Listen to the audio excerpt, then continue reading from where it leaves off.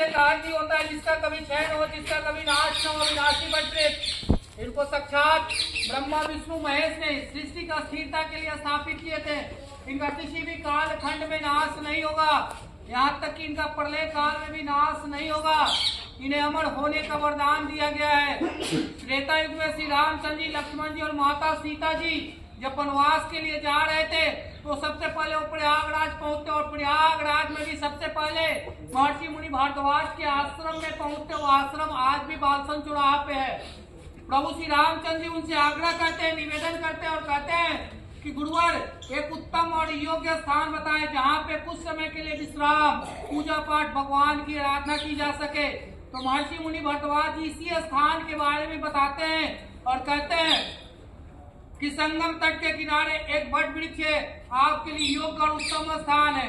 उनके कहने पे श्री रामचंद्र जी, लक्ष्मण जी और माता सीता जी इसी स्थान पे आते हैं। 3 दिनों तक पूजा पाठ करते, भगवान की आराधना करते हैं। फिर अक्षय वट के दूध से जटा बनाकर आगे की यात्रा को प्रस्थान कर जाते हैं और चित्रकूट पहुंच जाते हैं। चित्रकूट में लगभग 11.5 साल की अवधि बिताते हैं। उसके बाद वो पंचवटी चले जाते हैं। जब पंचवटी पहुंचते हैं तो वनवास का आखिरी काल होता है, आखिरी समय होता है। उसी समय माता सीता का हरण रावण के द्वारा हो जाता है और रावण का वध प्रभु श्री रामचंद्र जी के हाथों होता है। इसी के साथ वनवास पूर्ण हो जाती है।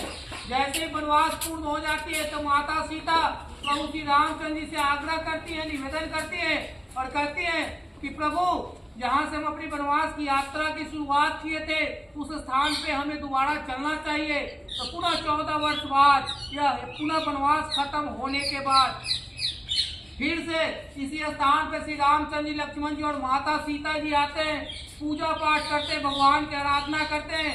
उसी समय माता सीता नहीं इनको अक्षय का वरदान देती और कहती है कि आपका किसी भी काल खंड में क्षय नहीं होगा, नाश नहीं होगा, चाहे पूरी सृष्टि का क्षय हो जाए आप अक्षय रहेंगे।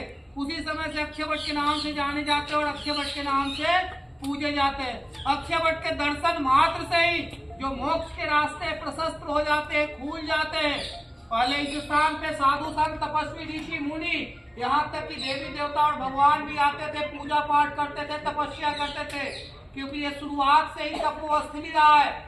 यहाँ पे भगवान की ज्ञान की प्राप्ति, जैन धर्म के प्रथम तीर्थंकर ऋषभदेव जी की केवल ज्ञान की प्राप्ति इसी स्थान पे हुई है। स्कंद पुराण में वर्णित है ब्रह्मा जी इस स्थान पे 10 बार यज्ञ किए हैं।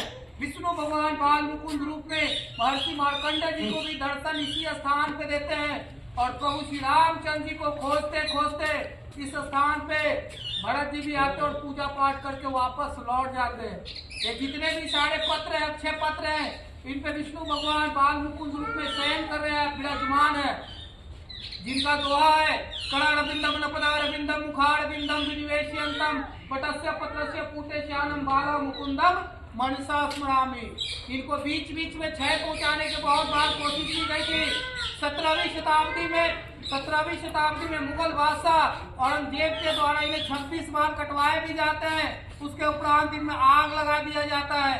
बहुत सालों तक ये आग में जलते रहते हैं, लेकिन जिनको अक्षय का वरदान मिला उनका क्षय नहीं हो सकता है, नाश नहीं हो सकता है और अपने विशाल रूप में हम लोग को दर्शन दे रहे हैं। बोलिए अक्षय वट महाराज जय।